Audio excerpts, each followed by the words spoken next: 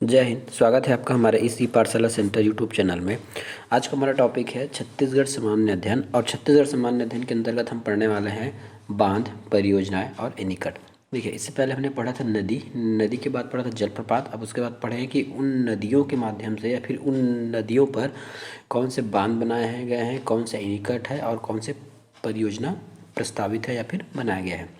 ठीक है, तो इससे पहले हम क्या करेंगे, छत्तीसगढ़ की सिंचाई परियोजना का पहले कुछ इतिहास देख लेते हैं, है ना। छत्तीसगढ़ की सिंचाई परियोजनाओं का सबसे पहले इतिहास देख लेते हैं।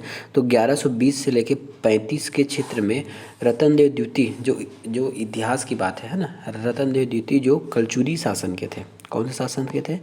कलचुरी शासन के थे। कलचुरी शासन के थे, उनके द्वारा वल्लभ सागर तालाब बनाया गया, है ना। रत्नदेव द्वितीय के द्वारा वल्लभ सागर तालाब बनाया गया, ये इतिहास की बात है। ठीक है, उसके बाद है 1901 की बात आती है। पेंड्रावन टैंक, महानदी परियोजना, रुद्री है, माडमसिल्ली है, कुम्हार नाला टैंक, ये सब बनाए गए। बाकी आगे जो है उसको हम नए और अच्छे से करेंगे डिस्कस आगे। उसके बाद 1902-03 में, है ना, दुर्ग, खपरी और मरोदा टैंक बनाया गया। ठीक है, 1902-03 में दुर्ग, खपरी और मरोदा टैंक बनाया गया। 1931 में क्या किया, खारंग नदी में खारंग टैंक और हसदो सिंचाई परियोजना का निर्माण किया गया। ठीक है, हसदो सिंचाई परियोजना। ये ऐसा बुक जो है ना, ये आपके गीतेश कुमार जो अमरोही के जो बुक है, मैंने उसको वहाँ से लिया है। और बहुत सारे बुकों और इससे पहले की जो बुक है उसमें तो ये सब चीज़ नहीं दिया गया था, है ना। उसके बाद के बुकों में इसको दिया गया है। तो क्या है, 1120-35 में रत्नदेव द्वितीय के द्वारा वल्लभ सागर तालाब बनाया गया। 1901 में पेंड्रावन टैंक, महानदी परियोजना, रुद्री, माडमसिल्ली, कुम्हारी नाला टैंक बनाया गया। 1902-03 में क्या हुआ, दुर्ग, खपरी और मरोदा टैंक। ठीक है, 1902-03 में दुर्ग, खपरी और मरोदा टैंक बनाया गया। 1931 में खारंग नदी में खारंग टैंक और हसदो सिंचाई परियोजना बनाया गया।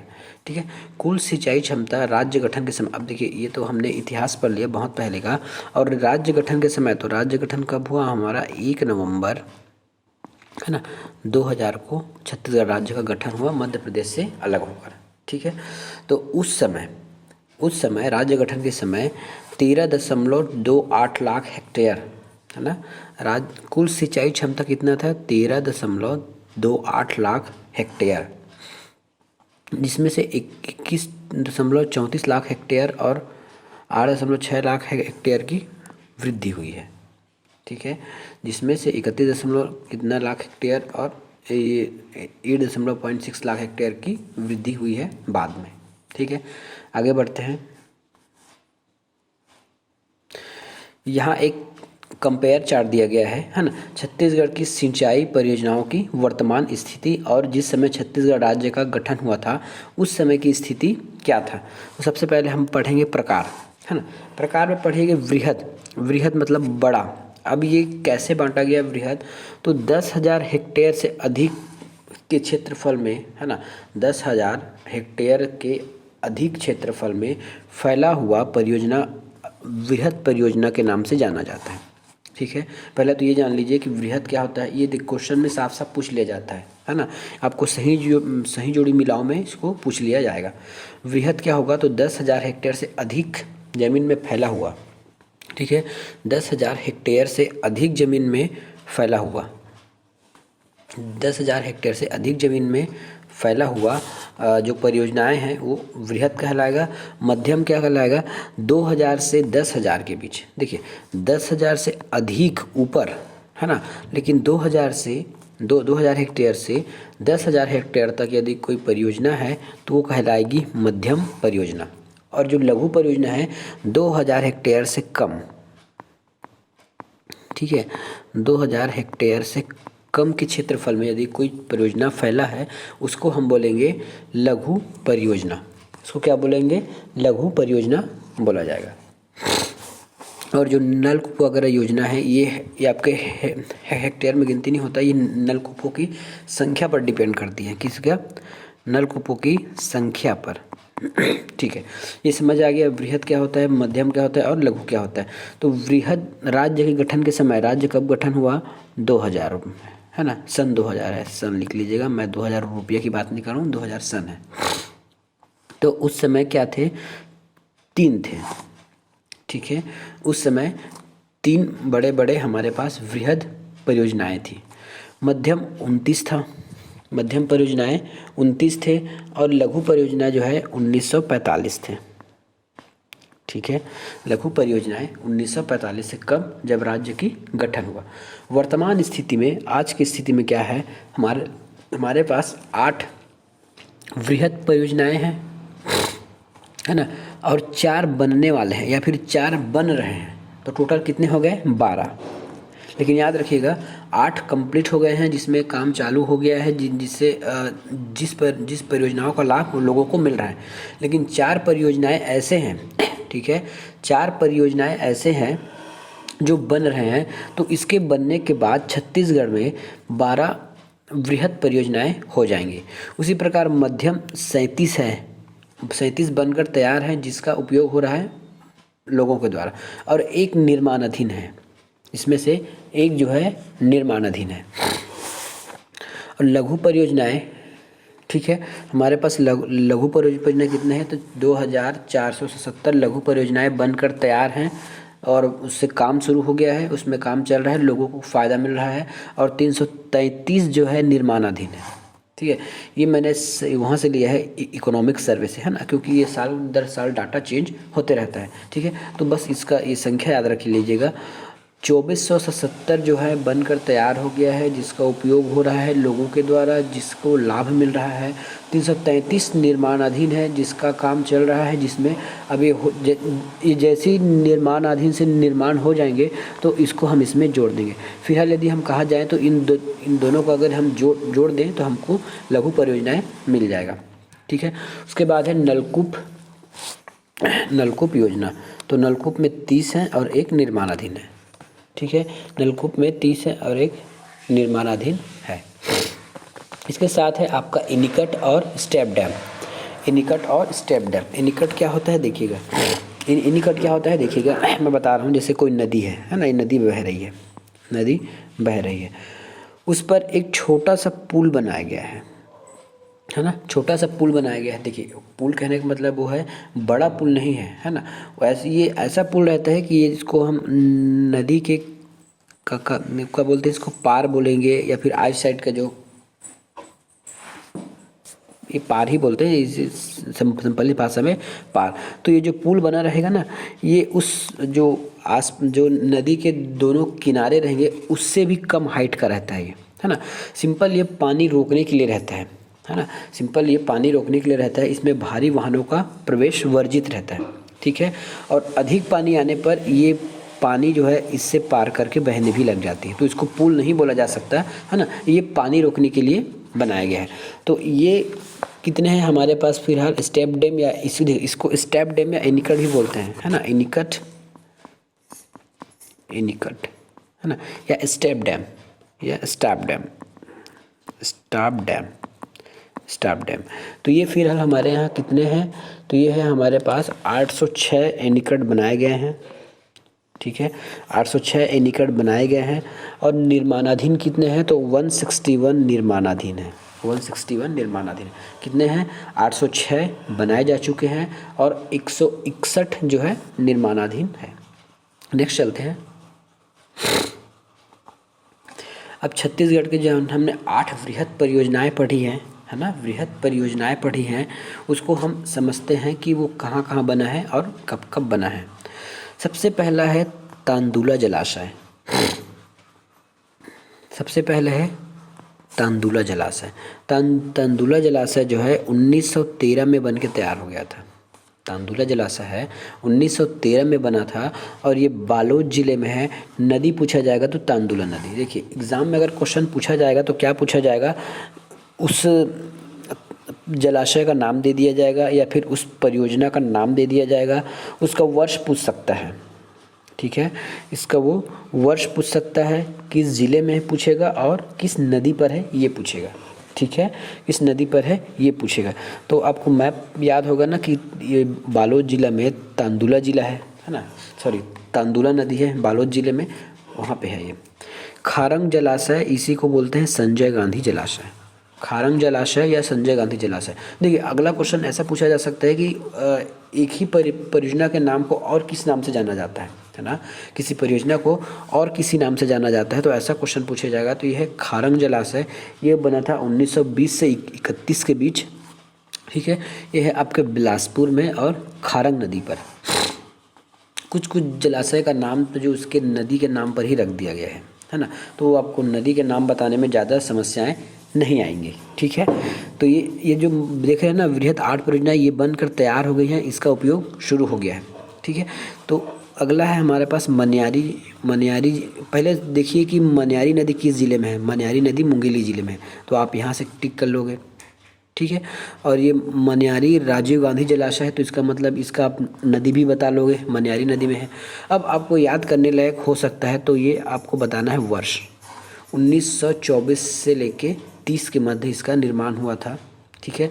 हसदो बांगो, ये आपके कोरबा में है ना, बहुत बार पढ़े, कोरबा में है। किस नदी में है, तो हसदेव नदी पर है, ठीक है। अब आपको इसको केवल सन याद करना है, 1967 में, ठीक है। सीकासार परियोजना पैरी नदी पर, ठीक है। पैरी नदी कहाँ पे है, गरियाबंद में है, ठीक है। सीकासार परियोजना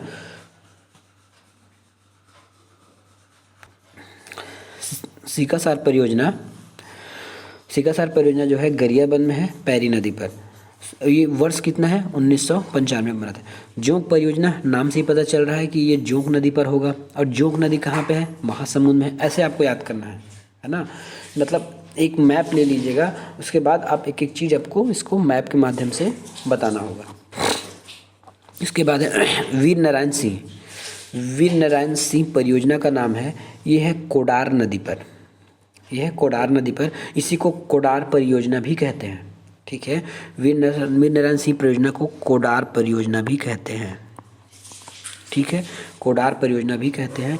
यह है महासमुंद पर, और 1976 से लेकर 95 में इसका निर्माण हुआ है। अगला है महानदी परियोजना, नाम से ही पता है महानदी कहाँ है, धमतरी में, और ये महानदी पर है, ठीक है। और ये बना है 1979 पे। तो ये हमने देख लिया 8 परियोजनाएं।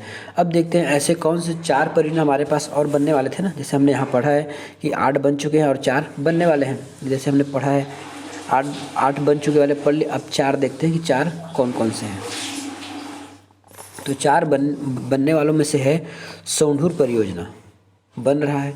कहाँ पे है, धमतरी में, सोंढूर नदी में। ये टरपन है, ये अरपा होगा ना। अरपा भैंसाझार परियोजना, अरपा नदी आपका जिला रहेगा बिलासपुर और नदी हो जाएगा अरपा। किलो परियोजना रायगढ़ और किलो नदी पर। समोदा बैराज निजदा, है समोदा बैराज होना चाहिए, समोदा निजदा परियोजना, ठीक है। ये रायपुर पे है, महानदी में, ठीक है। रायपुर में महानदी पर बन रहा है। तो ठीक है, तो 4 ये याद करना है आपको। सोंढूर धमतरी में, सोंढूर नदी पर। अरपा भैंसाझार बिलासपुर जिला में, अरपा नदी पर। केलो नदी पर रायगढ़, और समोदा निजदा रायपुर महानदी पर। अब इसके बाद हम कुछ जो है उसको हम आज देखते हैं।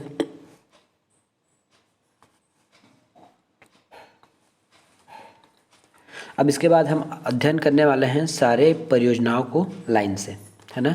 इसके बाद हम अध्ययन करने वाले हैं सारे परियोजनाओं को लाइन से। तो देखते जाइएगा, सारे परियोजनाओं को हमको लाइन से यहाँ देखना है। सबसे पहले बनाया गया था महानदी परियोजना, ठीक है। महानदी परियोजना वैसे तो ये 1980 में बनाया गया था, लेकिन इससे पहले भी इस परियोजना के बहुत सारे कार्य कंप्लीट हो गए थे। देखिए, आपको डेट को लेकर कुछ आपको ऊपर नीचे कुछ ऐसा लग सकता है कि कैसे इसको बनाया गया है। देखिए, डेट हमने यहाँ लिख के रखा है कि महानदी परियोजना 1980, लेकिन उसी परियोजनाओं में जो रुद्री बैराज है वो 1912-15 में बन के तैयार हो गया। लेकिन इस परियोजना में बहुत सारे परियोजना थे, 5-6 परियोजना थे, तो लास्ट तक बनते गए, है ना। मतलब ये मुख्य नाम है उस महानदी के, उस परियोजनाओं को मुख्य नदी है, वो मुख्य नाम है। उस मुख्य परियोजना के अंतर्गत बहुत सारे सब परियोजनाएं बनाए गए हैं। वो धीरे धीरे कोई 1912 में कंप्लीट हुआ है, कोई 1950 में, 60 में, ऐसे करके 1980 तक गया है। इसलिए उसको लिखा गया है 1980, सन उसको लिखा गया 1980।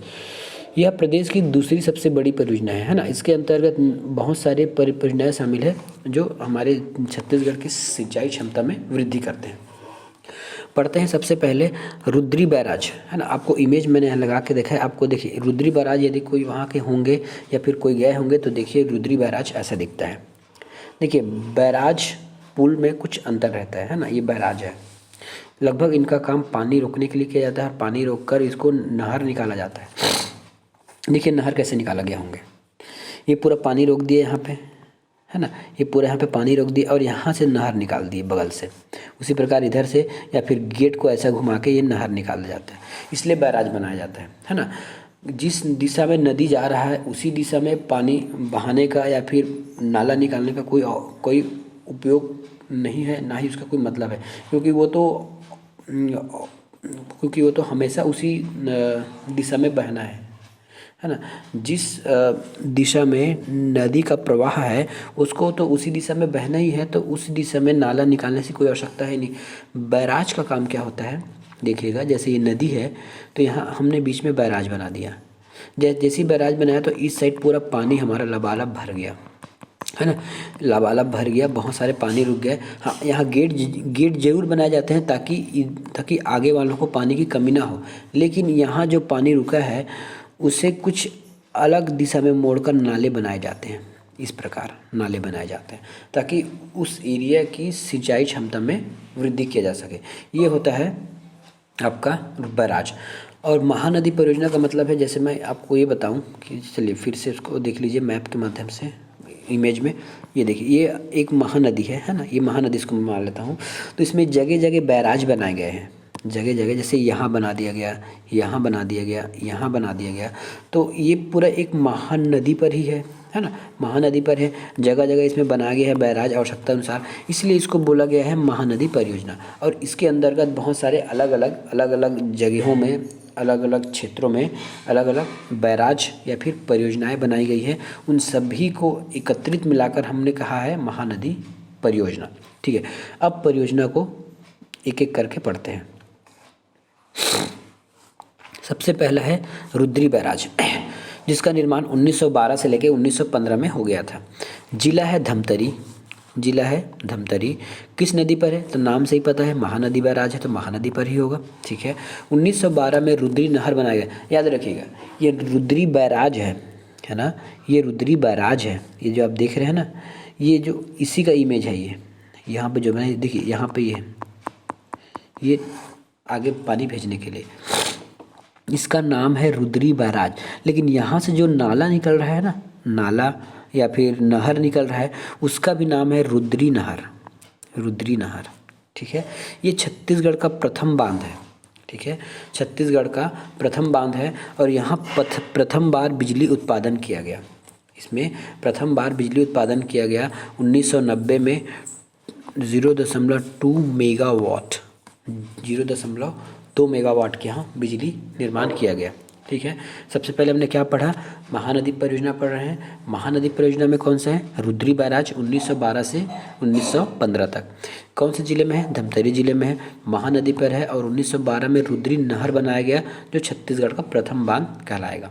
ठीक है, प्रथम बिजली उत्पादन भी यही हुआ था 1990 में 0.2 मेगावाट। नेक्स्ट है माडम सिल्ली जलाशय, ये 1923 में बन गया था। माडम सिल्ली जलाशय जो आपको इमेज में दिख रहा है। ठीक है, माडम सिल्ली जलाशय है। ये किस नदी पर है, तो ये सिल्लारी नदी पर है। अब देखिए, अब किसी को डाउट होगा कि हम अभी तक चिल्ला रहे थे कि महानदी परियोजना। तो देखिए इस परियोजना का मुख्य नदी है महानदी, और ये जो सिल्लारी नदी है महानदी की सहायक नदी है ना, महानदी की सहायक नदी है, इसलिए भी इस योजना को महानदी में शामिल किया गया है।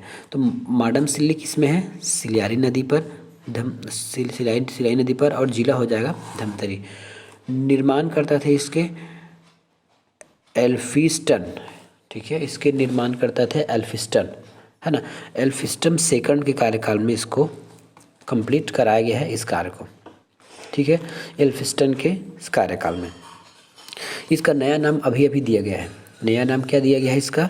नया नाम दिया गया है बाबू छोटे लाल श्रीवास्तव। इसको एक बार क्वेश्चन में आ भी गया ये क्वेश्चन कि जो माडमसिल्ली का जो माडमसिल्ली जलाशय है उसको अब किस नाम से और जाना जाता है, तो वो है नया नाम इसका बाबू छोटे लाल श्रीवास्तव जलाशय।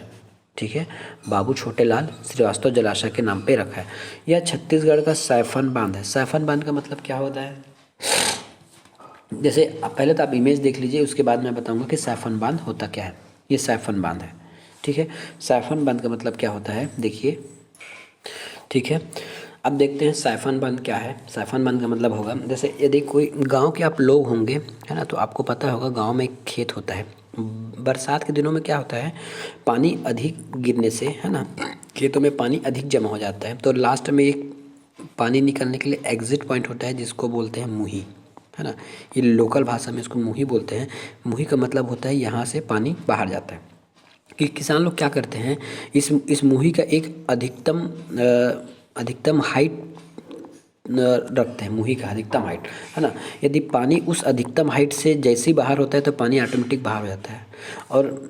और इसको इसलिए बनाया जाता है, यदि हम पूरा खोल देंगे, चलिए फिर से इसमें समझिए, जैसे एक खेत हो गया, है ना। अब इसमें बहुत पानी भर गया, यदि बहुत पानी भरेगा तो क्या होगा, फसल नुकसान हो जाएगा। तो हमको क्या, ये रास्ता खोलना पड़ेगा, है ना। ये रास्ता खोलना पड़ेगा। जैसे इस रास्ता को खोलेंगे तो पूरा पानी बाहर आ जाएगा। ठीक है, पूरा पानी बाहर आ जाएगा। लेकिन यदि पूरा पानी बाहर आ जाता है तब की स्थिति में भी दिक्कत है कि फसल नुकसान हो जाएगा, क्योंकि फसल सूख जाएगा। तब की स्थिति में क्या होता है, किसान जो है ना, यहाँ एक न्यूनतम हाइट का एक वो बना देते हैं, पार मेड़ मुही जो बोले, है ना। एक न्यूनतम हाइट रहता है, उस हाइट के ऊपर यदि पानी आएगा तब पानी ऑटोमेटिक बाहर चला जाएगा। ठीक है, वो पानी ऑटोमेटिक बाहर चला जाएगा। और इस हाइट से कम रहेगा पानी तो वो खेत के अंदर ही रहेगा। ठीक है, जैसे यहाँ इमेज में देख रहे होंगे, है ना, यही आपका सैफन बांध। इमेज में आप देख रहे होंगे, यही है आपका सैफन बांध। देखिए इसमें गेट नहीं रहता, जैसे, है ना, जैसे और बांधों में हमने देखा है कि इसका हाइट बहुत ज़्यादा रहता है, उसमें गेट रहता है। आवश्यकता अनुसार गेट को खोल के हम पानी बाहर भेज सकते हैं। लेकिन इस माडमसिल्ली जलाशय में गेट नहीं दिया गया है ना, गेट इसमें नहीं है। ये साइफन टेक्निक पर स्थित है। यदि इसमें इसके क्षमता से अधिक पानी इसमें अगर स्टोर हो गया तो वो जो एक्स्ट्रा पानी है वो बहकर आगे निकल जाएगा, है ना। और यदि एक्स्ट्रा पानी नहीं आया तो वो उसी ओर रह जाएगा पानी, है ना। ये कहिए, या फिर ये बोल सकते हैं पानी ज़्यादा होकर वो छलक कर बाहर आ जाता है। अगर सीधी लोकल भाषा में बात करें तो पानी ज़्यादा होकर छलक कर बाहर आ जाता है। ठीक है, और अगर उदाहरण समझना चाहते हैं तो आप यदि आपके बाथरूम में देखिएगा कमोड होगा, कमोड, है ना, कमोड होगा, उसमें कुछ पानी एक्स्ट्रा फिक्स रहता है। आप कई बाल्टी पानी डाल लीजिए, शेष पानी नीचे चला जाता है और कुछ पानी ऊपर ही रह जाता है। बस यही सेम टेक्निक रहता है इस माडमसिल्ली जलाशय में। इसी को बोला जाता है साइफन बांध। ठीक है, इसी को बोला जाता है साइफन बांध। नेक्स्ट है दुधवा जलाशय, जो 1965 में बनकर निर्माण हुआ है। ठीक है, दुधवा जलाशय किस नदी पर है, तो ये धमतरी नदी पर है।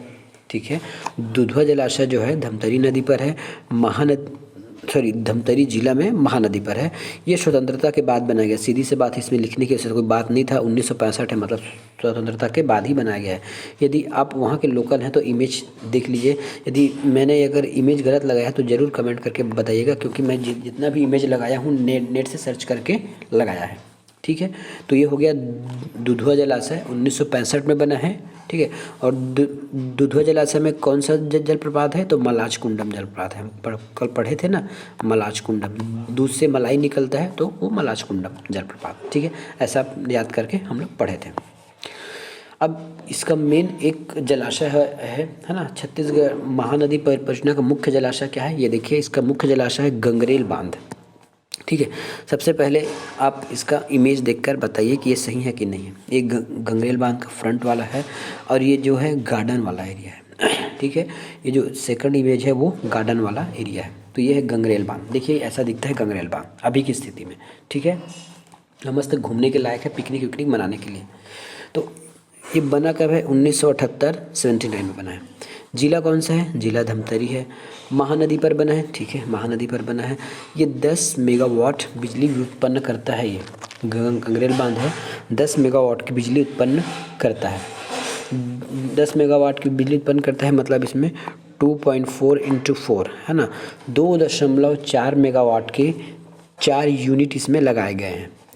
ठीक है, 2.4 के 4 यूनिट इसमें लगाए गए हैं, तो टोटल हो जाता है 10 मेगावाट की बिजली उत्पन्न करने वाला।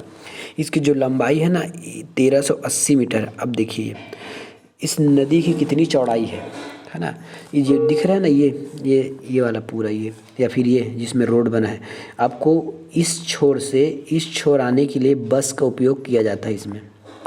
ठीक है, इस छोर से इस छोर आने के लिए आपको बस का उपयोग किया जाता है। वहाँ मतलब वहाँ अलग से बस नहीं चलता, उसी बांध का या फिर उसी इस गंगरेल डैम से का जो है अंतर्गत एक बस सर्विस है, जो आपको टिकट लेकर इस छोर से इस छोर ले जाएगा और वापस इस छोर बस छोड़ देगा।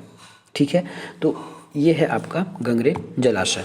ये इस परियोजना का मुख्य बांध है ना। इसको अन्य नाम से जाना जाता है, तो इसका अन्य नाम है रविशंकर जलाशय। ठीक है, रविशंकर जलाशय जो हमारे स्वतंत्रता संग्राम के नेता के नाम पर इसको रखा गया है, और इसी नेता के नाम पर हमारा एक यूनिवर्सिटी है, PRSU, पंडित रविशंकर शुक्ल यूनिवर्सिटी रायपुर। ठीक है, रायपुर। इस महात्मा के नाम पे बहुत सारे रोड के नाम भी बनाए गए हैं। तो ये था हमारा छत्तीसगढ़ सामान्य अध्ययन के अंतर्गत छत्तीसगढ़ के बांध परियोजना निकट का पहला वीडियो। देखते हैं अभी, हाँ थोड़ा और समय, थोड़ा और पढ़ सकते हैं। ठीक है, तो अब देखते हैं महानदी कॉम्प्लेक्स। अभी हमने पढ़ा था महानदी परियोजना, अब महानदी कॉम्प्लेक्स में क्या क्या बन रहा है ये देखिएगा। महानदी कॉम्प्लेक्स में क्या है, तो विश्व बैंक की सहायता से बन रहा है 1979 से 80 के बीच। ठीक है, 1980 से 80 के बीच। सबसे पहला इसमें सीकासार परियोजना। ठीक है, महानदी परियोजना में महानदी कॉम्प्लेक्स में सबसे पहला है सीकासार परियोजना, जो पैरी नदी पर है। कहाँ पे है, पैरी नदी पर है। ठीक है, पैरी नदी पर है, जो पैरी नदी पर है। 1995 में इसको बनाया गया। पैरी नदी कहाँ पे है, सीकासार परियोजना आपके गरियाबंद में है। यहाँ 7 मेगावाट की बिजली बन रही है 2006 से। ठीक है, ये है आपका सीकासार परियोजना, ये आपका सीकासार परियोजना है। सीकासार परियोजना पैरी नदी पर है, और ये किसका भाग है, तो अगर बोला जाए तो महानदी कॉम्प्लेक्स का भाग है। महानदी कॉम्प्लेक्स किसकी सहायता से बन रहा है, विश्व बैंक की सहायता से बन रहा है। दूसरा इसमें है सोंढूर परियोजना। देखिए क्वेश्चन कैसा आएगा कि महानदी कॉम्प्लेक्स परियोजना में जो विश्व बैंक की सहायता से बन रहा है, उसमें निम्नलिखित में से क्या शामिल नहीं है और कौन से शामिल हैं। तो शामिल कौन कौन से हैं, मात्र 2 ही है, सीकासार, स से याद रख लीजिए, ये स से सोंढूर, स से सीकासार, 2 है। तो सीकासार परियोजना क्या है, ये सोंढूर नदी पर बना है 1919 में, 1979 में, और सीकासार परियोजना है 1995 में। यहाँ और सीकासार परियोजना में 7 मेगावाट की बिजली बन रही है 2006 से। ठीक है, और जो सोंढूर परियोजना है ये भी धमतरी में है, सॉरी। तो महानदी परियोजना, ये महानदी कॉम्प्लेक्स है ना, महानदी कॉम्प्लेक्स के अंतर्गत 2 है, एक है सीकासार है ना, ये है सीकासार, और एक है सोंढूर। ठीक है, ये है आपके ढ से याद रखिएगा, ढ से धमतरी, सोंढूर से, और सीकासार से ये है आपका गरियाबंद में। ठीक है, गरियाबंद में। ठीक है, मिलेंगे नेक्स्ट वीडियो में, तब तक के लिए धन्यवाद। आगे हम पढ़ेंगे केलो परियोजना और बहुत सारे परियोजनाओं पर चर्चा करेंगे। तब तक के लिए धन्यवाद।